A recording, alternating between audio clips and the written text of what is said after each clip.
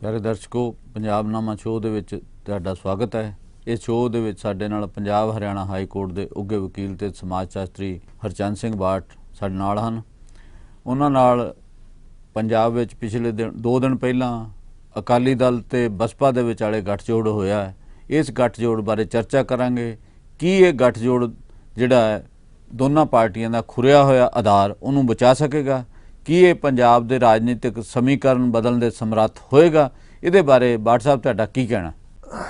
जम्मू जी बड़ी दिलचस्प ये डेवलपमेंट है जिहड़ा इन्हां ने अलायंस कीता है सुखबीर बादल दे अकाली दल ने ते बसपा ने। ਇਹਦੇ ਵਿੱਚ ਕੋਈ ਸ਼ੱਕ ਨਹੀਂ ਹੈ ਕਿ ਪਿਛਲੇ ਸਮੇਂ ਦੇ ਵਿੱਚ ਜਿਹੜੀ ਕਾਂਗਰਸ ਹੈ ਉਹ ਕਾਫੀ ਡੈਮੇਜ ਹੋਈ ਹੈ। ਖਾਸ ਕਰਕੇ ਜਿਹੜਾ ਚੀਫ ਮਿਨਿਸਟਰ ਆ ਉਹ ਡੈਮੇਜ ਹੋਇਆ। ਉਸ ਨੂੰ ਡੈਮੇਜ ਉਹਨਾਂ ਸ਼ਾਇਦ ਵਿਰੋਧੀਆਂ ਨੇ ਨਹੀਂ ਕੀਤਾ ਜਿੰਨਾ ਉਹਦੇ ਆਪਣੇ ਬੰਦਿਆਂ ਨੇ ਕੀਤਾ। ਉਹਦੇ ਸਰਕਾਰ ਦੇ ਉੱਤੇ ਦੋਸ਼ ਲੱਗੇ। ਸਰਕਾਰ ਦਾ ਜਿਹੜਾ ਤਰੀਕਾ ਹੈ ਆਪਣੇ ਕੰਮਕਾਜ ਕਰਨ ਦਾ ਉਹਦੇ ਉੱਤੇ ਦੋਸ਼ ਲੱਗੇ ਆ। ਉਹਦੇ ਜਿਹੜੇ ਅਮਰਿੰਦਰ ਸਿੰਘ ਦਾ ਚੀਫ ਮਿਨਿਸਟਰ ਦਾ ਖੁਦ ਦਾ ਜਿਹੜਾ ਤਰੀਕਾ ਹੈ ਕੰਮਕਾਜ ਕਰਨ ਦਾ ਤੇ ਸਰਕਾਰ ਨੂੰ ਚਲਾਉਣ ਦਾ ਉਹਦੇ ਉੱਤੇ ਖੁਦ ਜਿਹੜੇ ਆ ਉਹ ਦੋਸ਼ ਲੱਗੇ ਔਰ ਦੋਸ਼ ਲਾਏ ਆ ਉਹਦੇ ਆਪਣੇ ਹੀ ਕਾਫੀ ਸੀਨੀਅਰ ਸਾਥੀਆਂ ਨੇ। ਇੱਥੋਂ ਤੱਕ ਵੀ ਗੱਲ ਆਉਂਦੀ ਹੈ ਕਿ ਜਿਹੜੇ ਕਾਂਗਰਸ ਦੀ ਜਿਹੜੀ ਕਮੇਟੀ ਇੱਕ ਬਣਾਈ ਸੀ ਹਾਈ ਕਮਾਂਡ ਨੇ ਉਹਦੇ ਵਿੱਚ ਜਿਹੜੇ MLA ਸੱਦੇ ਸੀ ਬਹੁਤ ਵੱਡੀ ਗਿਣਤੀ ਦੇ ਵਿੱਚ ਜਿਹੜੇ MLA ਸੀ ਉਹਨਾਂ ਨੇ ਸ਼ਾਇਦ ਕਾਂਗਰਸ ਹਾਈ ਕਮਾਂਡ ਕੋਲੇ ਜੋ ਕੰਮਕਾਜ ਦਾ ਤਰੀਕਾ ਹੈ ਅਮਰਿੰਦਰ ਸਿੰਘ ਦਾ ਤੇ ਸਰਕਾਰ ਦਾ ਉਹਦੇ ਉੱਤੇ ਤਸੱਲੀ ਪ੍ਰਗਟ ਨਹੀਂ ਕੀਤੀ। ਮੇਰੇ ਕਹਿਣ ਦਾ ਮਤਲਬ ਹੈ ਜਿਹੜੀ ਬੈਕਗਰਾਊਂਡ ਦੇ ਪਿਛੋਕੜ ਦੇ ਵਿੱਚ ਗਿਆ ਕਿ ਇਹਨਾਂ ਹਾਲਤਾਂ ਦੇ ਵਿੱਚ ਜਦੋਂ ਕਾਂਗਰਸ ਜਿਹੜੀ ਹੈ ਉਹ ਤੇ ਉਹਦਾ ਚੀਫ ਮਿਨਿਸਟਰ ਜਿਹਦੀ ਅਗਵਾਈ 'ਚ ਕਹਿ ਰਿਹਾ ਕਿ ਅਸੀਂ ਚੋਣ ਲੜਨੀ ਆ ਉਹ ਡੈਮੇਜ ਹੋ ਰਿਹਾ ਉਹਦਾ ਰੈਪੂਟੇਸ਼ਨ ਉਹਦੀ ਪਰਸਨੈਲਿਟੀ ਉਹਦੀ ਸਰਕਾਰ। ਤਾਂ ਉਹਨਾਂ ਹਾਲਤਾਂ ਦੇ ਵਿੱਚ ਦੂਸਰੇ ਪਾਸੇ ਆਪ ਦੇ ਵਿੱਚੋਂ 3 ਜਿਹੜੇ MLA ਸੀ ਸਮੇਤ ਖਹਿਰੇ ਦੇ ਉਹ ਟੁੱਟ ਕੇ ਵਾਪਸ ਕਾਂਗਰਸ ਦੇ ਵਿੱਚ ਜਿਹੜੇ ਆ ਉਹ ਗਏ। ਉਹਦੇ ਨਾਲ ਹੀ ਜਿਹੜਾ ਅਕਾਲੀ ਦਲ ਡੈਮੋਕ੍ਰੈਟਿਕ ਅਕਾਲੀ ਦਲ ਸੁਖਦੇਵ ਸਿੰਘ ਢੀਂਡਸੇ ਦਾ ਜਿਹੜਾ ਕਹਿੰਦੇ ਸੀ ਕਿ ਸ਼ਾਇਦ ਅਸੀਂ ਜਿਹੜਾ ਰਲ ਕੇ ਕੁਝ ਨਾ ਕੁਝ ਜਿਹੜਾ ਵਾ ਇੱਥੇ ਬਦਲ ਦੇਵਾਂਗੇ ਤੇ ਜੋ ਸੁਖਬੀਰ ਬਾਦਲ ਦੇ ਖਿਲਾਫ ਜਾਂ ਅਕਾਲੀ ਦਲ ਦੇ ਖਿਲਾਫ ਗੁੱਸਾ ਸੀ ਲੋਕਾਂ ਦੇ ਵਿੱਚ ਕਿ ਸ਼ਾਇਦ ਅਸੀਂ ਜਿਹੜਾ ਉਹ ਆਧਾਰ ਹੈ ਤੋੜ ਕੇ ਆਪਣੇ ਨਾਲ ਲੈ ਆਵਾਂਗੇ। ਖਾਸ ਕਰਕੇ ਜਦੋਂ ਬੇਅਦਬੀ ਦੀਆਂ ਘਟਨਾਵਾਂ ਹੋਈਆਂ ਤੇ ਕਰਪਸ਼ਨ ਦੀ ਜਿਹੜੀ ਹੈ ਇਹ ਹੋਈ ਔਰ ਉਸ ਤੋਂ ਬਾਅਦ ਜਿਹੜੀ ਕਿਸਾਨ ਮੂਵਮੈਂਟ ਦੇ ਵਿੱਚ ਜਿਹੜਾ ਵਾ ਉਹ ਬਾਦਲਾਂ ਦਾ ਪਹਿਲਾਂ ਉਹਨਾਂ ਕਾਨੂੰਨਾਂ ਨੂੰ ਸਮਰਥਨ ਕਰਨਾ ਤੇ ਫਿਰ ਰਿਜ਼ਾਈਨ ਦੇ ਕੇ ਬਾਹਰ ਆਉਣਾ ਤੇ ਉਹਨਾਂ ਨੂੰ ਆਸ ਸੀ ਕਿ ਅਸੀਂ ਕੁਝ ਨਾ ਕੁਝ ਜਿਹੜਾ ਬੇਸ ਇਹਨਾਂ ਦਾ ਤੋੜ ਕੇ ਤੇ ਇੱਕ ਸ਼ਕਤੀ ਦੇ ਵਜੋਂ ਉੱਭਰਾਂਗੇ। ਪਰ ਉਹ ਜਿਹੜਾ ਗੱਲ ਚੱਲ ਨਹੀਂ ਪਾਈ। ਇਹਨਾਂ ਹਾਲਤਾਂ ਦੇ ਵਿੱਚ ਜਿਹੜਾ ਇਹ ਗੱਠਜੋੜ ਆ ਕੋਈ ਸ਼ੱਕ ਨਹੀਂ ਕਿ ਸੁਖਬੀਰ ਬਾਦਲ ਦਾ ਜਿਹੜਾ ਵਾ ਉਹ ਪਿਛਲੀ ਵਾਰੀ ਜਿਹੜੀਆਂ ਇਲੈਕਸ਼ਨਾਂ ਹੋਈਆਂ ਉਹਦੇ ਵਿੱਚ 3 ਨੰਬਰ ਤੇ ਉਹ ਰਹੇ। ਈਵਨ ਕਿ ਮੁੱਖ ਵਿਰੋਧੀ ਪਾਰਟੀ ਵੀ ਨਹੀਂ ਬਣ ਸਕੇ ਜਿਨ੍ਹਾਂ ਨੇ 10 ਸਾਲ ਲਗਾਤਾਰ ਜਿਹੜੀ ਆਪਣੀ ਸਰਕਾਰ ਬਣਾਈ ਔਰ ਸਭ ਨੂੰ ਪਤਾ ਹੈ ਕਿ ਲੋਕ ਮਖੌਲ ਵੀ ਕਰਦੇ ਸੀ ਕਿ ਸੁਖਬੀਰ ਬਾਦਲ ਕਹਿੰਦਾ ਹੈ ਕਿ ਅਸੀਂ 25 ਸਾਲ ਤੱਕ ਜਿਹੜਾ ਵਾ ਉਹ ਪੰਜਾਬ ਦੇ ਉੱਤੇ ਜਿਹੜਾ ਰਾਜ ਕਰਾਂਗੇ, ਸਾਡੀ ਸਰਕਾਰ ਚੱਲੇਗੀ। ਉਹ 10 ਸਾਲ ਤੋਂ ਬਾਅਦ ਹੀ ਜਿਹੜੀ ਆ ਉਹ ਫਾਡੀ ਹੋ ਕੇ 3 ਨੰਬਰ ਦੇ ਉੱਤੇ ਉਹ ਆ ਗਏ। ਈਵਨ ਕਿ ਮੁੱਖ ਵਿਰੋਧੀ ਪਾਰਟੀ ਵੀ ਜਿਹੜੀ ਉਹ ਨਹੀਂ ਬਣ ਸਕੇ। ਇਹਨਾਂ ਹਾਲਤਾਂ ਦੇ ਵਿੱਚ ਜਿਹੜੀ ਇੱਕ ਸ਼ਾਤਰਾਨਾ ਚਾਲ ਚੱਲੀ ਆ ਕਿ ਜਿਹੜਾ ਵਾ ਘੱਟੋ ਘੱਟ BJP ਦੇ ਜਾਣ ਦਾ ਜੋ ਬਹੁਤ ਵੱਡਾ ਨੁਕਸਾਨ ਜਿਹੜਾ ਅਕਾਲੀ ਦਲ ਨੂੰ ਹੋਇਆ, ਜਿਹੜਾ ਆਮ ਕਰਕੇ ਚੋਣਾਂ ਦੇ ਵਿੱਚ ਜਿਹੜੀਆਂ ਕੁਝ ਵੋਟਾਂ ਜਿਹੜੀਆਂ ਕੁਝ ਪਰਸੈਂਟੇਜ ਵੋਟਾਂ ਜਿਹੜੀਆਂ ਉਹ ਅਕਾਲੀ ਦਲ ਨੂੰ ਪੈਂਦੀਆਂ ਸੀ ਤਾਂ ਉਹਦੇ ਵਿੱਚੋਂ ਬੜੀ ਸ਼ਾਤਰਾਨਾ ਜਿਹੜੀ ਚਾਲ ਖੇਡ ਕੇ ਤੇ ਜਿਹੜੀਆਂ 20 ਸੀਟਾਂ BSP ਦੇ ਹਿੱਸੇ ਦੇ ਵਿੱਚ ਪਾਈਆਂ ਉਹਨਾਂ 20 ਸੀਟਾਂ ਦੇ ਵਿੱਚ ਬਹੁਤ ਵੱਡੀ ਉਹ ਸੀਟਾਂ ਦੀ ਗਿਣਤੀ ਹੈ ਜਿਨ੍ਹਾਂ ਦੇ ਵਿੱਚ ਨਾ ਹੀ BSP ਦਾ ਕੋਈ ਬੇਸ ਹੈ ਤੇ ਨਾ ਹੀ ਅਕਾਲੀ ਦਲ ਦਾ ਕੋਈ ਬੇਸ ਹੈ। ਹੁਣ ਇਹਨਾਂ ਹਾਲਤਾਂ ਦੇ ਵਿੱਚ ਜੇ ਕਿਸੇ ਨੂੰ ਜੰਮੂ ਸਾਹਿਬ ਫਾਇਦਾ ਹੋਣਾ ਤੇ ਉਹ ਹੋਣਾ ਵਾ ਫਾਇਦਾ ਸੁਖਬੀਰ ਬਾਦਲ ਨੂੰ ਤੇ ਉਹਦੇ ਅਕਾਲੀ ਦਲ ਨੂੰ, ਕਿਉਂਕਿ BSP ਦੀ ਜਿਹੜੀ ਵੋਟ ਹੈ ਉਹ ਚਾਹੇ ਕਿਤੇ 2000 ਹੋਵੇ, ਕਿਤੇ 3 ਹੋਵੇ, ਕਿਤੇ 4-5 ਵੀ ਹੋ ਸਕਦੀ ਹੈ। ਉਹ ਹੈਗੀ ਆ ਜ਼ਿਆਦਾ ਕਰਕੇ ਪਿੰਡਾਂ ਵਾਲੀ ਸਾਈਡ ਦੇ ਉੱਤੇ। ਪਿੰਡਾਂ ਦੇ ਵਿੱਚ ਕਿਸਾਨੀ ਦੇ ਆਲੇ ਦੁਆਲੇ ਖੇਤ ਮਜ਼ਦੂਰ ਜਿੱਥੇ ਆ ਉਹਨਾਂ ਦੇ ਵਿੱਚ ਪੇਂਡੂ ਖੇਤਰ ਦੇ ਵਿੱਚ ਜਿੱਥੇ ਕਿ ਆਧਾਰ ਜਿਹੜਾ ਵਾ ਉਹ ਅਕਾਲੀ ਦਲ ਦਾ ਵੀ ਆ ਤੇ BSP ਦਾ ਵੀ ਆ। ਹੁਣ ਜੇ ਵੋਟ ਟਰਾਂਸਫਰ BSP ਦੀ ਹੋ ਜਾਂਦੀ ਹੈ ਇੱਕ ਹਲਕੇ ਦੇ ਵਿੱਚੋਂ ਹੀ ਮੰਨ ਲਓ ਕਿ 2 ਤੋਂ ਲੈ ਕੇ 4-5 ਹਜ਼ਾਰ ਤੱਕ ਵੀ ਵੋਟ ਜਿਹੜੀ ਹੈ ਉਹ ਟਰਾਂਸਫਰ ਹੋ ਜਾਂਦੀ ਹੈ ਤਾਂ ਇੱਕ ਬਹੁਤ ਵੱਡਾ ਇਹਦਾ ਇੰਪੈਕਟ ਜਿਹੜਾ ਇਸ ਗੱਲ ਦਾ ਪੈ ਸਕਦਾ। ਮੈਂ ਹਾਲ ਦੀ ਘੜੀ ਤਾਂ ਜੰਮੂ ਸਾਹਿਬ ਇਹ ਕਹਾਂਗਾ ਕਿ ਇਸ ਜਿਹੜਾ ਅਲਾਇੰਸ ਕੀਤਾ ਇਹਨਾਂ ਨੇ ਇਹਦਾ ਕੋਈ ਬਾਦਲ ਦਲ ਨੂੰ, ਸੁਖਬੀਰ ਨੂੰ ਕੋਈ ਵੀ ਨੁਕਸਾਨ ਇਹਦਾ ਨਹੀਂ ਹੈ। ਜੇ ਹੋਏਗਾ ਤੇ ਉਹਦਾ ਉਹਨੂੰ ਫਾਇਦਾ ਹੀ ਆਉਣ ਵਾਲੇ ਸਮੇਂ 'ਚ ਹੋਏਗਾ। ਬਾਠ ਸਾਹਿਬ, ਮੈਂ ਤੈਨੂੰ ਲੈ ਕੇ ਚੱਲਾਂ 1996 ਚ। 96 ਚ ਇੱਕ ਟੋਟਲ ਵੱਖਰੀ ਸਥਿਤੀ ਸੀਗੀ ਜਦੋਂ ਬਸਪਾ ਤੇ ਅਕਾਲੀ ਦਲ ਦਾ ਅਲਾਇੰਸ ਹੋਇਆ। ਉਹ ਤੋਂ ਪਹਿਲਾਂ ਬਹੁਤ ਘੱਟ ਫਰਕ ਨਾਲ ਜਿੱਤੀ ਜਿਹੜੀ ਆ ਬੇਅੰਤ ਸਿੰਘ ਦੀ ਸਰਕਾਰ ਬਣੀ ਸੀਗੀ। ਉਹਦੇ ਖਿਲਾਫ ਉਹ ਤੋਂ ਪਹਿਲਾਂ ਜਿਹੜਾ ਪੰਜਾਬ ਦੇ ਵਿੱਚ ਅੱਤਵਾਦ ਦੇ ਨਾਂ ਤੇ ਕਾਫੀ ਕੁਝ ਜਿਹੜਾ ਹੋਇਆ ਸੀਗਾ, ਜਿਹਦੇ ਚ ਪੁਲਿਸ ਅਜਾਜ਼ਤੀਆਂ ਦਾ ਬਹੁਤ ਵੱਡਾ ਮੁੱਦਾ ਬਣਿਆ ਸੀਗਾ। ਤੇ ਉਸ ਮੁੱਦੇ ਦੇ ਪ੍ਰਸੰਗ ਦੇ ਵਿੱਚ ਲੋਕ ਸਭਾ ਚੋਣਾਂ ਹੋਈਆਂ ਸੀ ਤੇ ਉਸ ਚੋਣਾਂ ਦੇ ਵਿੱਚੋਂ 13 ਦੇ ਵਿੱਚੋਂ 11 ਜਿਹੜੀਆਂ ਬਸਪਾ ਤੇ ਅਕਾਲੀ ਦਲ ਨੇ ਜਿੱਤੀਆਂ ਸੀਗੀਆਂ। ਤੇ ਹੁਣ ਇਹ ਦੋਨੇ ਆਗੂ ਜਿਹੜੇ ਦੋਨਾਂ ਪਾਰਟੀਆਂ ਦੇ, ਉਹ ਕਹਿ ਰਹੇ ਵੀ ਅਸੀਂ 96 ਵਾਲੀ ਸਥਿਤੀ ਰਿਪੀਟ ਕਰਾਂਗੇ। ਮੈਨੂੰ ਲੱਗਦਾ ਵੀ ਜਿਹੜੀ 96 ਵਾਲੀ ਆ ਉਹ ਸਥਿਤੀ ਬਿਲਕੁਲ ਹੀ ਨਹੀਂ ਇਸ ਵੇਲੇ ਹੈਗੀ। ਉਸ ਸਮੇਂ ਅਕਾਲੀ ਦਲ ਨੂੰ ਕਿਸੇ ਵੀ ਐਸੇ ਗੱਲ ਦਾ ਜਾਂ ਐਸੇ ਮੁੱਦੇ ਦਾ ਸਾਹਮਣਾ ਨਹੀਂ ਸੀ ਕਰਨਾ ਪੈ ਰਿਹਾ ਜੋ ਹੁਣ ਕਰਨਾ ਪੈ ਰਿਹਾ। ਅਜੇ ਅਕਾਲੀ ਦਲ ਨੂੰ ਜਿਹੜੀ ਬੇਅਦਬੀ ਦੇ ਮੁੱਦੇ ਦਾ ਸਾਹਮਣਾ ਕਰਨਾ ਪੈ ਰਿਹਾ। ਜਿਹੜੀ ਸ੍ਰੀ ਗੁਰੂ ਗ੍ਰੰਥ ਸਾਹਿਬ ਦੀ ਬੇਅਦਬੀ ਹੋ ਗਈ, ਜਿਹੜਾ ਉਹਦਾ ਆਧਾਰ ਹੈ ਅਕਾਲੀ ਦਲ ਦਾ, ਉਹ ਜ਼ਿਆਦਾਤਰ ਸਿੱਖ ਹਲਕਿਆਂ ਦੇ ਵਿੱਚ ਹੈ, ਕਿਸਾਨੀ ਦੇ ਵਿੱਚ ਹੈ, ਜਿਹੜੀ ਸ੍ਰੀ ਗੁਰੂ ਗ੍ਰੰਥ ਸਾਹਿਬ ਨੂੰ ਮੰਨਦੀ ਹੈ।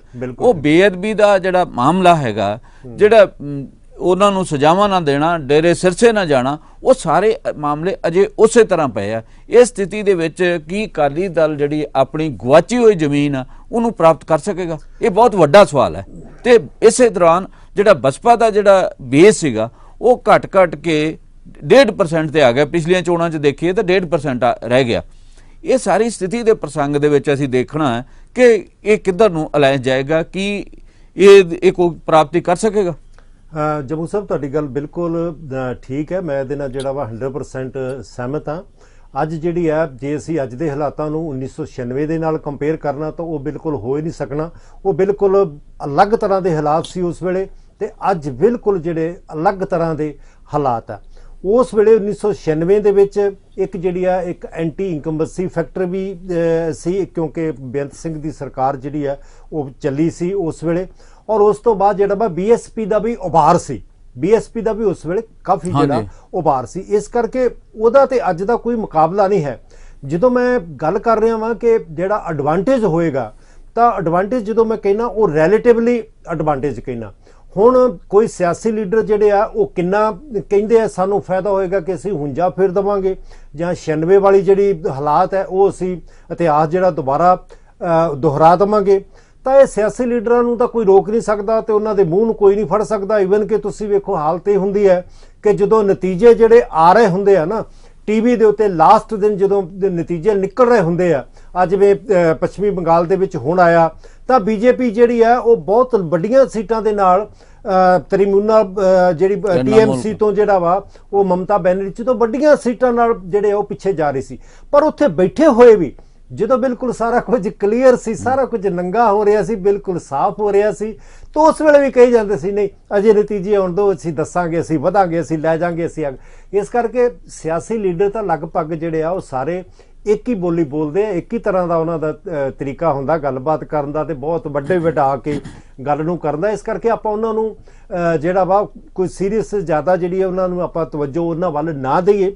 ਪਰ ਜਿਹੜੀ ਮੈਂ ਗੱਲ ਕੀਤੀ ਕਿ ਐਡਵਾਂਟੇਜ, ਜਦੋਂ ਮੈਂ ਐਡਵਾਂਟੇਜ ਕਹਿ ਰਿਹਾ ਤੇ ਰਿਲੇਟਿਵਲੀ ਜੋ ਅਕਾਲੀ ਦਲ ਦੀ ਸਥਿਤੀ ਆ ਉਸ ਦੇ ਵਿੱਚ ਰਿਲੇਟਿਵਲੀ ਜਿਹੜੀਆਂ ਜੇ ਉਹਦੀ ਝੋਲੀ ਦੇ ਵਿੱਚ ਇੱਕ ਹਲਕੇ ਤੋਂ 2000 4000 5000 ਵੋਟ ਪੈ ਜਾਂਦੇ ਆ, ਜੇ ਟਰਾਂਸਫਰ ਹੋ ਜਾਂਦੇ ਆ। ਮੈਂ ਜੇ ਕਹਿ ਰਿਹਾ ਕਿਉਂਕਿ ਅੱਜ ਕੱਲ੍ਹ ਦੇ ਹਾਲਾਤ ਦੇ ਵਿੱਚ ਜਿਹੜਾ ਵਾ ਤੁਸੀਂ ਡੈਫੀਨੇਟਲੀ ਕੁਝ ਨਹੀਂ ਕਹਿ ਸਕਦੇ ਕਿ ਕਿਹਦੀ ਵੋਟ ਕਿਸ ਨੂੰ ਜਿਹੜਾ ਵਾ ਯਕੀਨੀ ਤੌਰ ਤੇ ਟਰਾਂਸਫਰ ਹੋਏਗੀ। ਕਿਉਂਕਿ ਜੰਮੂ ਸਾਹਿਬ ਵੇਖੋ ਪਿਛਲੀਆਂ ਚੋਣਾਂ 'ਚ ਆਪਾਂ ਦੇਖਿਆ ਹੈ ਕਿ ਬਹੁਤ ਵੱਡੀ ਜਿਹੜੀ ਪੋਲਰਾਈਜੇਸ਼ਨ ਹੈ ਉਹ ਵੋਟਾਂ ਦੀ ਹੁੰਦੀ ਆ।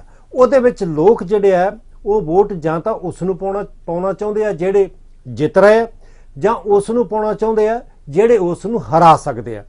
ਇਸ ਕਰਕੇ ਇਹ ਆਉਣ ਵਾਲੇ ਸਮੇਂ 'ਚ ਜਿਹੜਾ ਵਾ ਪਤਾ ਲੱਗੂਗਾ ਕਿ ਪੋਲਰਾਈਜੇਸ਼ਨ, ਇਹ ਧਰੁਵੀਕਰਨ ਜਿਹਨੂੰ ਅਸੀਂ ਕਹਿੰਦੇ ਆ, ਇਹ ਕਿਸ ਪਾਸੇ ਵੱਲ ਨੂੰ ਬਣਦਾ ਹੈ ਤੇ ਕਿਸ ਪਾਸੇ ਵੱਲ ਨੂੰ ਨਹੀਂ ਬਣਦਾ। ਉਹਨਾਂ ਹਾਲਤਾਂ ਦੇ ਵਿੱਚ ਜਦੋਂ ਧਰੁਵੀਕਰਨ ਬਿਲਕੁਲ ਕਲੀਅਰ ਹੋ ਜਾਂਦਾ ਤਾਂ ਇੱਕ ਫਿਰ ਅੱਛੀ % ਜਿਹੜੀ ਵੋਟ ਹੈ ਨਾ, ਜਿਹੜੀ ਡਾਮਾਡੋਲ ਵੋਟ ਹੁੰਦੀ ਹੈ, ਉਹ ਫਿਰ ਟਰਾਂਸਫਰ ਜਿਹੜੀ ਹੈ ਇੱਕ ਪਾਸੇ ਨੂੰ ਹੁੰਦੀ ਹੈ, ਜਿਨ੍ਹਾਂ ਨੂੰ ਹੁੰਦਾ ਕਿ ਹਾਂ ਅਸੀਂ ਇਹਨਾਂ ਨੂੰ ਜਿਹੜਾ ਵਾ ਉਹ ਹਰਾਉਣਾ ਹੈ ਜਾਂ ਇਹਨਾਂ ਨੂੰ ਜਿਤਾਉਣਾ ਹੈ। ਇਸ ਕਰਕੇ ਉਹ ਸਥਿਤੀ ਤਾਂ ਉਦੋਂ ਜਿਹੜੀ ਸਪਸ਼ਟ ਹੋਏਗੀ।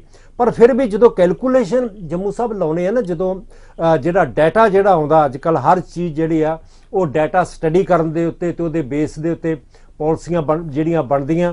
ਜਿਵੇਂ ਪ੍ਰਸ਼ਾਂਤ ਕਿਸ਼ੋਰ ਜਿਹੜਾ ਵਾ ਉਹ ਡਾਟੇ ਦਾ ਮਾਸਟਰ ਹੈ, ਹਰ ਜਗ੍ਹਾ ਦੇ ਉੱਤੇ ਉਸ ਤਰੀਕੇ ਨਾਲ ਆਪਦੀਆਂ ਜਿਹੜੀਆਂ ਪਾਲਿਸੀਆਂ ਬਣਾਉਂਦਾ, ਟੀਮ ਉਹਦੀ ਜਿਹੜੀ ਬੜੀ ਵੈਲ ਕੁਆਲੀਫਾਈਡ ਤੇ ਸਾਰੀਆਂ ਚੀਜ਼ਾਂ ਨੂੰ ਸਮਝਦੇ ਹਰ ਆਸਪੈਕਟ ਦੇ ਉੱਤੇ।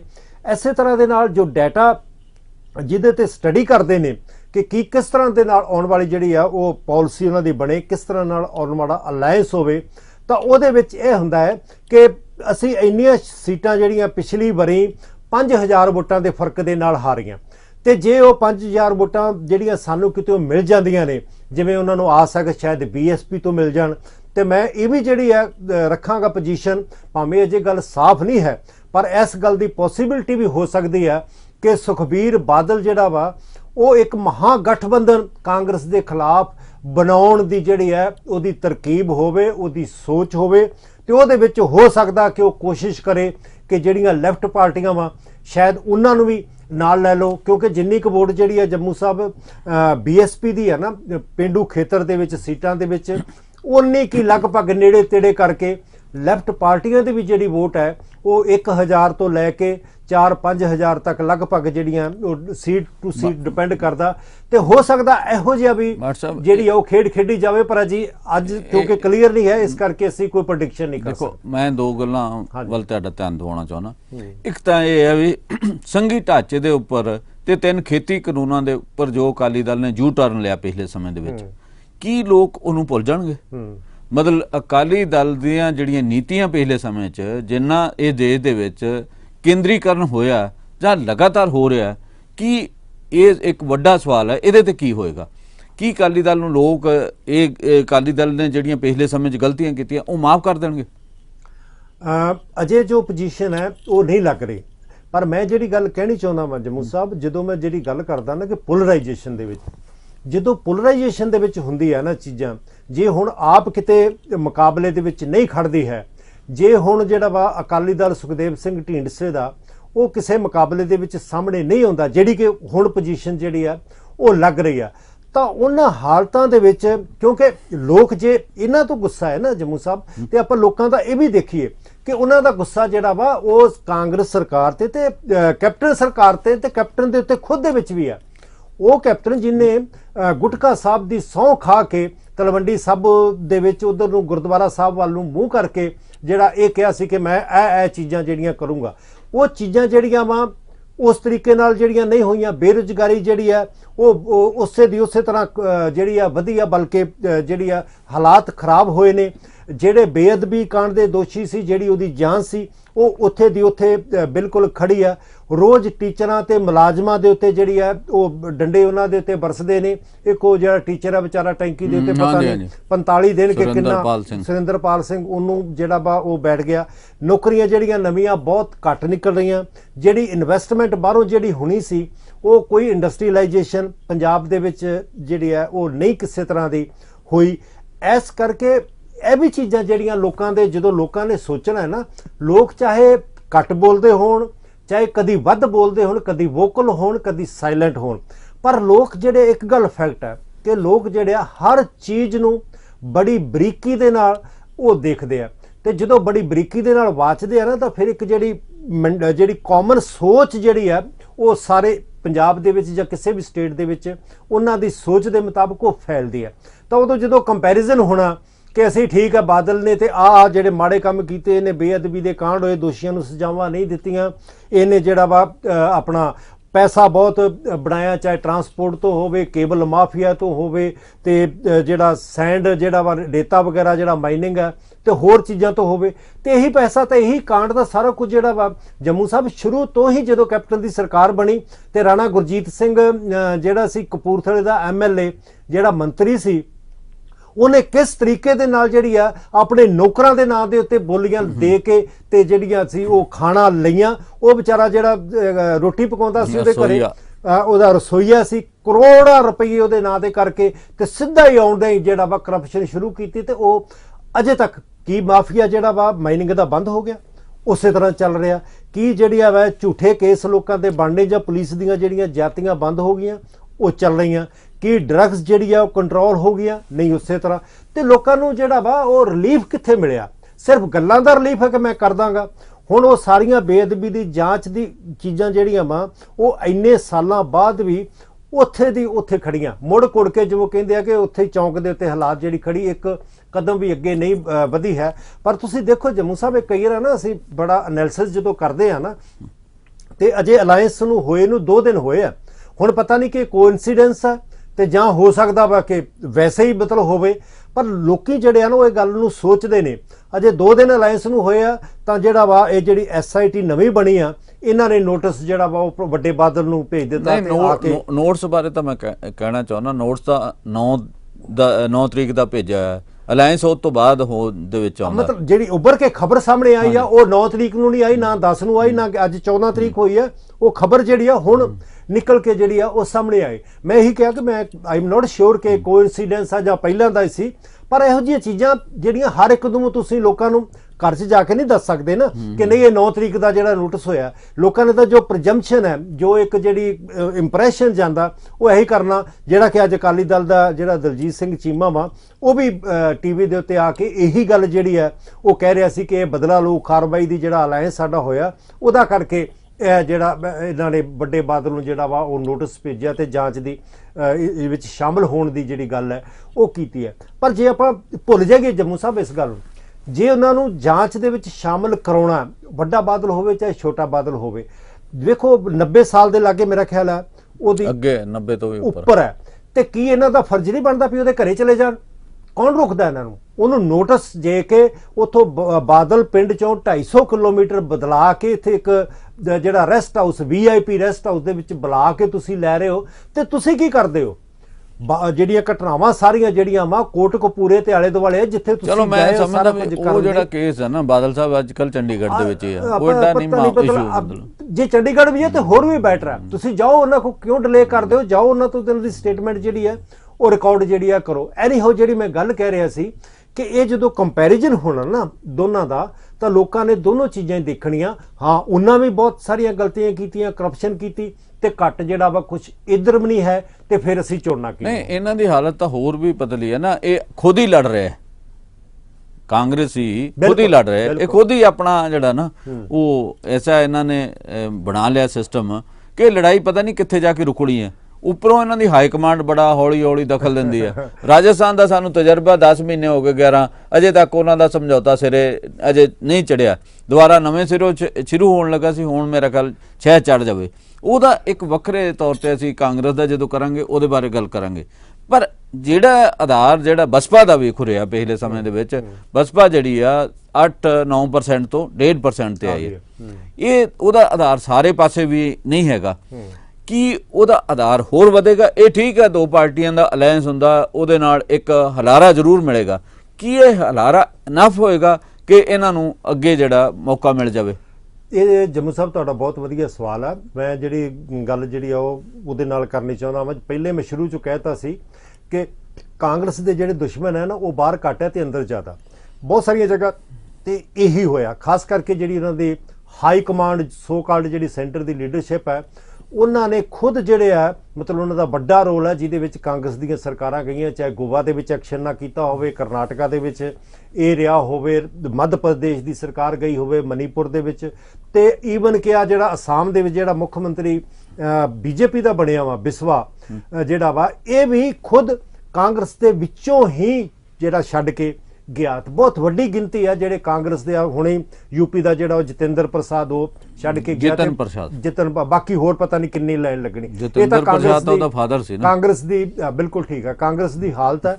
ਹੁਣ ਸਵਾਲ ਹੈ ਕਿ ਪੰਜਾਬ ਦੇ ਵਿੱਚ ਵੀ ਜੇ ਕੋਈ ਕਾਂਗਰਸ ਨੂੰ ਡੈਮੇਜ ਕਰ ਰਿਹਾ ਤਾਂ ਉਹ ਖੁਦ ਜਿਹੜੇ ਕਾਂਗਰਸੀ ਆ, ਉਹਨਾਂ ਦੇ ਮਿਨਿਸਟਰ ਆ, ਉਹਨਾਂ ਦੇ MLA ਆ, ਉਹਨਾਂ ਦੇ ਲੀਡਰ ਆ, ਉਹ ਕਰ ਰਹੇ ਆ।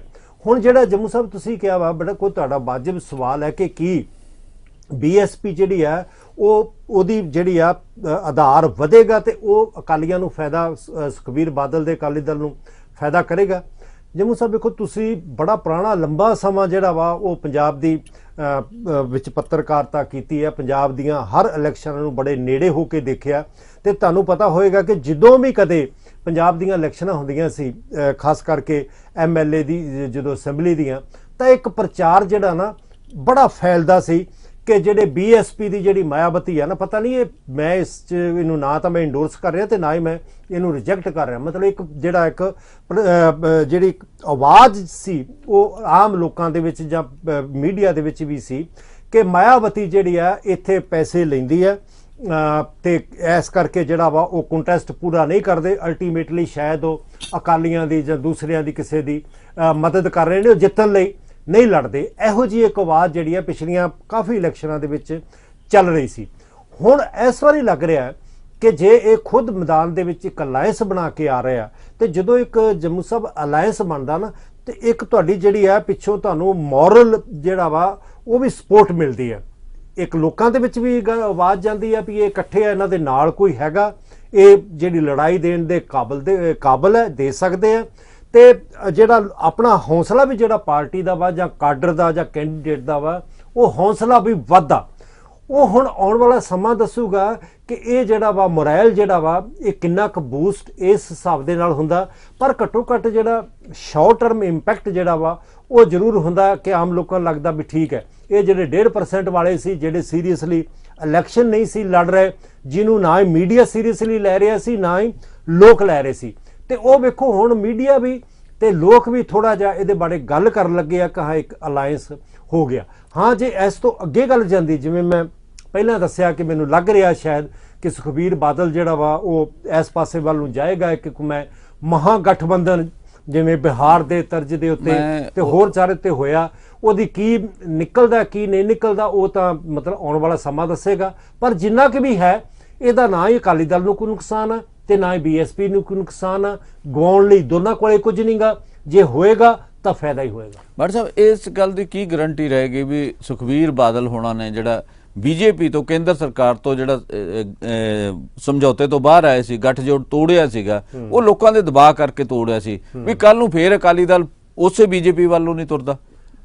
ਬਿਲਕੁਲ ਤੁਹਾਡੀ ਗੱਲ ਠੀਕ ਹੈ, 100% ਠੀਕ ਹੈ। ਜਿਹੜਾ ਸਿਆਸਤ ਦੇ ਵਿੱਚ ਜਿਹੜਾ ਨਾ ਇਹ ਤਾਂ ਆਪਾਂ ਕਿਹਾ ਹੀ ਜਾਂਦਾ, ਤੁਸੀਂ ਵੀ ਜਾਣਦੇ ਹੋ ਕਿ ਨਾ ਹੀ ਕੋਈ ਪਰਮਾਨੈਂਟ ਤੌਰ ਤੇ ਦੁਸ਼ਮਣ ਆ ਤੇ ਨਾ ਹੀ ਕੋਈ ਪਰਮਾਨੈਂਟ ਦੇ ਉੱਤੇ ਤੁਹਾਡਾ ਦੋਸਤ ਆ। ਹਰ ਇਲੈਕਸ਼ਨ ਦੇ ਵਿੱਚ ਡਿਪੈਂਡ ਕਰਦਾ ਵਾ ਕਿ ਕੀ ਹਾਲਾਤ ਜਿਹੜੇ ਆ ਉਹ ਬਣ ਰਹੇ ਨੇ, ਔਰ ਉਹਨਾਂ ਹਾਲਾਤਾਂ ਦੇ ਵਿੱਚ ਇੱਕ ਸਿਆਸੀ ਪਾਰਟੀ ਨੂੰ ਜਾਂ ਜਿਹੜੀਆਂ ਜ਼ਿਆਦਾ ਸਿਆਸੀ ਪਾਰਟੀਆਂ ਨੂੰ ਕਿਸ ਅਲਾਇੰਸ ਦੇ ਵਿੱਚ ਜਿਹੜਾ ਫਾਇਦਾ ਜਾਂ ਅਲਾਇੰਸ ਤੋੜ ਕੇ ਫਾਇਦਾ। ਹੁਣ ਜੇ ਅਲਾਇੰਸ ਅਕਾਲੀ ਦਲ ਤੇ BJP ਦਾ ਟੁੱਟਿਆ ਤਾਂ ਇਸ ਕਰਕੇ ਟੁੱਟਿਆ ਕਿ ਅਕਾਲੀ ਦਲ ਨੂੰ ਜਾਂ ਸੁਖਬੀਰ ਬਾਦਲ ਨੂੰ ਇਹ ਬਿਲਕੁਲ ਕਲੀਅਰ ਹੋ ਗਿਆ ਕਿ ਜੇ ਮੈਂ BJP ਦੇ ਨਾਲ ਬੈਠਾ ਰਿਹਾ ਤਾਂ ਮੈਨੂੰ ਜਿਹੜੀ ਆ ਸ਼ਾਇਦ ਇੱਕ ਸੀਟ ਵੀ ਆਉਣ ਵਾਲੀਆਂ ਅਸੈਂਬਲੀ ਚੋਣਾਂ ਦੇ ਵਿੱਚ ਨਹੀਂ ਮਿਲਣੀਆਂ, ਜਿੰਨਾ ਗੁੱਸਾ ਜਿਹੜਾ ਪੰਜਾਬ ਦੀ ਕਿਸਾਨੀ ਦਾ, ਪੰਜਾਬ ਦੇ ਲੋਕਾਂ ਦਾ ਜਿਹੜਾ ਵਾ ਉਹ BJP ਸਰਕਾਰ ਦੇ, ਮੋਦੀ ਸਰਕਾਰ ਦੇ ਖਿਲਾਫ ਹੈ।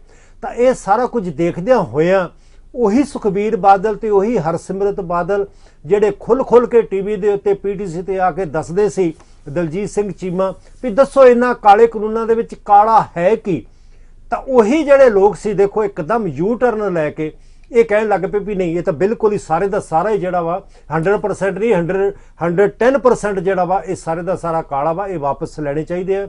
ਉਹਨਾਂ ਨੇ ਵਜ਼ਾਰਤ ਵੀ ਛੱਡੀ, ਬਾਹਰ ਆਏ, ਹੁਣ ਬੋਲਣ ਲੱਗੇ BJP ਦੇ ਖਿਲਾਫ, ਕਿਸਾਨਾਂ ਦੇ ਹੱਕ ਦੇ ਵਿੱਚ। ਇੱਕ ਉਹਨਾਂ ਦੀ ਅਟੈਂਪਟ ਹੈ ਕਿ ਅਸੀਂ ਆਪਣੀ ਜਿਹੜੀ ਲੜਾਈ ਇੱਕ ਸਰਵਾਈਵਲ ਦੀ ਆ, ਖੜਨ ਦੀ ਆ, ਆਉਣ ਵਾਲੀਆਂ ਇਲੈਕਸ਼ਨਾਂ ਦੇ ਵਿੱਚ ਆਪਣੇ ਆਪ ਨੂੰ ਖਲੋਣ ਦੀ, ਲੜਨ ਦੀ ਹੈ। ਉਹ ਕੀ ਹੁੰਦਾ ਕੀ ਨਹੀਂ ਹੁੰਦਾ, ਪਰ ਆਪਾਂ ਇਹਨੂੰ ਕਦੇ ਵੀ ਕਿਸੇ ਵੀ ਜਗ੍ਹਾ ਦੇ ਉੱਤੇ ਇਹ ਨਹੀਂ ਕਹਿ ਸਕਦੇ ਹੈ ਕਿ ਇਹ ਪਰਮਾਨੈਂਟ ਅਲਾਇੰਸ ਆਉਣ ਵਾਲੇ ਸਮੇਂ 'ਚ ਰਹੇਗਾ। ਹੋ ਸਕਦਾ ਆਉਣ ਵਾਲੇ ਸਮੇਂ ਦੇ ਵਿੱਚ ਜਿਹੜਾ ਵਾ ਉਹ ਹਾਲਾਤ ਇਹੋ ਜਿਹੇ ਬਣ ਕਿ ਫੇਰ ਇਹ BJP ਵੱਲ ਜਿਹੜਾ ਵਾ ਉਹ ਜਾ ਸਕਦੇ ਆ, ਇਸ ਕਰਕੇ ਆਪਾਂ ਕੁਝ ਨਹੀਂ ਕਹਿ ਸਕਦੇ। ਇੱਕ ਹੋਰ ਸਵਾਲ, ਮੈਂ ਅਜੇ ਕਿਸਾਨ ਅੰਦੋਲਨ ਚੱਲ ਰਿਹਾ, ਕਿਸਾਨ ਅੰਦੋਲਨ ਦਾ ਕੀ ਐਟੀਟਿਊਡ ਰਹੇਗਾ ਇਹਨਾਂ ਪ੍ਰਤੀ, ਇਸ ਗੱਠਜੋੜ ਪ੍ਰਤੀ, ਅਕਾਲੀਆਂ ਪ੍ਰਤੀ? ਜੰਮੂ ਸਾਹਿਬ, ਅਸਲ 'ਚ ਤਾਂ ਜਿਹੜੀ ਹੈ ਨਾ ਗੱਲ, ਜਿਹੜੀ ਮਤਲਬ ਇੱਕ ਰਿਊਮਰਸ ਵੀ ਜਿਹੜੀਆਂ ਵਾ, ਅਫਵਾਹਾਂ ਵੀ ਚੱਲ ਰਹੀਆਂ ਨੇ ਤੇ ਲੋਕ ਦੇਖ ਵੀ ਜਿਹੜਾ ਵਾ ਸੁਣ ਵੀ ਰਹੇ ਨੇ ਤੇ ਮਹਿਸੂਸ ਵੀ ਕਰ ਰਹੇ ਨੇ ਕਿ ਡਿਪੈਂਡ ਕਰਦਾ ਵਾ ਕਿ ਜਿਹੜਾ ਕਿਸਾਨ ਅੰਦੋਲਨ ਹੈ ਇਹਦਾ ਰਿਜ਼ਲਟ ਕੀ ਨਿਕਲਦੇ ਆ। ਦੇਖੋ, ਜੇ ਤੇ ਜਿਹੜਾ ਵਾ ਕਿਸਾਨ ਅੰਦੋਲਨ ਅਸੀਂ ਸਾਰੇ ਕਾਮਨਾ ਕਰਦੇ ਹਾਂ ਕਿ ਬਹੁਤ ਵੱਡਾ ਅੰਦੋਲਨ ਹੈ, ਇਤਿਹਾਸਕ ਅੰਦੋਲਨ ਹੈ, ਲੋਕਾਂ ਦਾ ਅੰਦੋਲਨ ਹੈ, ਬੱਚੇ ਦਾ ਘਰ ਘਰ ਦਾ ਅੰਦੋਲਨ ਹੈ ਔਰ ਠੀਕ ਅੰਦੋਲਨ ਹੈ। ਇਹ ਸਫਲ ਹੋਣਾ ਚਾਹੀਦਾ ਵਾ। ਮੋਦੀ ਸਰਕਾਰ ਨੂੰ ਮੰਗਾਂ ਮੰਨਣੀਆਂ ਚਾਹੀਦੀਆਂ ਤੇ ਜੇ ਤਾਂ ਇਹ ਮੰਗਾਂ ਮੰਨੀਆਂ ਜਾਂਦੀਆਂ ਨੇ ਤੇ ਜਿਹੜਾ ਵਾ ਕਿਸਾਨ ਜਿੱਤਦਾ ਹੈ ਤਾਂ ਇੱਕ ਪੋਸੀਬਿਲਿਟੀ ਹੈ ਕਿ ਕੁਝ ਜਿਹੜਾ ਸੈਕਸ਼ਨ ਹੈ ਕਿਸਾਨਾਂ ਦੇ ਵਿੱਚੋਂ ਜ਼ਰੂਰ ਥੋੜੀ ਜਿਹੀ ਪੋਲੀਟੀਕਲ ਅੰਬੀਸ਼ੀਅਸ ਰੱਖਦਾ, ਉਹ ਇੱਕ ਸਿਆਸਤ ਦੇ ਵਿੱਚ ਜਿਹੜਾ ਵਾ ਇੱਕ ਸੈਕਸ਼ਨ ਜਿਹੜਾ ਵਾ ਕੁਝ ਉਹ ਜ਼ਰੂਰ ਹੈ ਕਰ ਰਿਹਾ ਕਿ ਹਾਂ ਕਿਸਾਨਾਂ ਦਾ ਨਾਂ ਹੋਊਗਾ, ਅਸੀਂ ਇਹਨਾਂ ਨੂੰ ਜਿਹੜਾ ਵਾ ਕਿਸਾਨਾਂ ਦੀ ਜਿੱਤ ਦੇ ਨਾਂ ਦੇ ਉੱਤੇ ਵਰਤ ਕੇ ਅਸੀਂ ਪੰਜਾਬ ਦੇ ਵਿੱਚ ਇੱਕ ਆਪਣੀ ਤਰ੍ਹਾਂ ਦਾ ਜਿਹੜਾ ਵਾ ਉਹ ਫਰੰਟ ਫਲੋਟ ਕਰੀਏ, ਦੇਖੀਏ ਵੀ ਅਸੀਂ ਕੀ ਕਰ ਸਕਦੇ ਹਾਂ। ਇੱਕ ਤਾਂ ਇਹ ਪੋਜੀਸ਼ਨ ਜਿਹੜੀ ਹੋ ਸਕਦੀ ਹੈ ਜਿਹੜਾ ਅੱਜ ਕੁਝ ਕਲੀਅਰ ਨਹੀਂ ਹੈ। ਦੂਸਰਾ ਹੈ ਕਿ ਜੇ ਜਿਹੜਾ ਵਾ ਕਿਸਾਨ ਅੰਦੋਲਨ ਅਜੇ ਜਾਰੀ ਰਹਿੰਦਾ ਤਾਂ ਫਿਰ ਇੱਕ ਵੱਖਰੀ ਤਰ੍ਹਾਂ ਦੀ ਜਿਹੜੀ ਆ ਇੱਕ ਹਾਲਾਤ ਹੋਣੇ ਆ ਔਰ ਉਹਦੇ ਵਿੱਚ ਸੁਖਬੀਰ ਬਾਦਲ ਜਿਹੜਾ ਕਿ ਬੀਜੇਪੀ ਦੇ ਨਾਲ ਸਾਂਝ ਦੇ ਵਿੱਚ ਰਿਹਾ, ਲੰਮਾ ਸਮਾਂ ਰਿਹਾ, ਸਭ ਤੋਂ ਮਾਣ ਦੇ ਨਾਲ ਪ੍ਰਾਊਡ ਨਾਲ ਕਹਿੰਦੇ ਆ ਕਿ ਅਸੀਂ ਸਭ ਤੋਂ ਜਿਹੜੇ ਆ ਉਹ ਪੁਰਾਣੇ ਪਾਰਟਨਰ ਤੇ ਅਲਾਈ ਆ ਬੀਜੇਪੀ ਦੇ, ਹੋਰ ਬਾਕੀ ਛੱਡ ਗਏ ਸੀ, ਇੱਧਰ ਉੱਧਰ ਹੋ ਗਏ ਸੀ, ਪਰ ਅਸੀਂ ਕੰਟੀਨਿਊ ਜਿਹੜਾ ਵਾ ਉਹ ਕਰਦੇ ਰਹੇ ਤੇ ਉਹਨਾਂ ਨੂੰ ਵੀ ਇਹਦੇ ਜਿਹੜੇ ਆ ਨੁਕਸਾਨ ਆਉਣ ਵਾਲੇ ਸਮੇਂ 'ਚ ਝੱਲਣਾ ਪੈ ਸਕਦਾ ਔਰ ਕਿਸਾਨਾਂ ਦਾ ਜਿਹੜਾ ਗੁੱਸਾ ਹੈ ਉਹ ਇਹਨਾਂ ਤੇ ਵੀ ਨਿਕਲ ਸਕਦਾ ਕਿ ਇਹ ਵੀ ਬੀਜੇਪੀ ਦੇ ਨਾਲ ਅਲਾਈ ਸੀ ਤੇ ਇਹਨਾਂ ਦਾ ਵੀ ਕੁਝ ਰੋਲ ਜਿਹੜਾ ਵਾ ਇਹਨਾਂ ਕਾਲੇ ਕਾਨੂੰਨਾਂ ਦੇ ਵਿੱਚ ਹੈ। ਇਸ ਕਰਕੇ ਸਬਕ ਇਹਨਾਂ ਨੂੰ ਵੀ ਸਿਖਾਉਣਾ ਚਾਹੀਦਾ। ਬਾਠ ਸਾਹਿਬ, ਇਸ ਸ਼ੋਅ ਦੇ ਵਿੱਚ ਜੁੜਨ ਲਈ ਤੁਹਾਡਾ ਬਹੁਤ ਬਹੁਤ ਸ਼ੁਕਰੀਆ। ਇੱਥੇ ਸਾਡੇ ਸ਼ੋਅ ਦਾ ਸਮਾਂ ਸਮਾਪਤ ਹੁੰਦਾ। ਬਹੁਤ ਬਹੁਤ ਧੰਨਵਾਦ। ਥੈਂਕ ਯੂ ਜੀ, ਮਿਹਰਬਾਨੀ।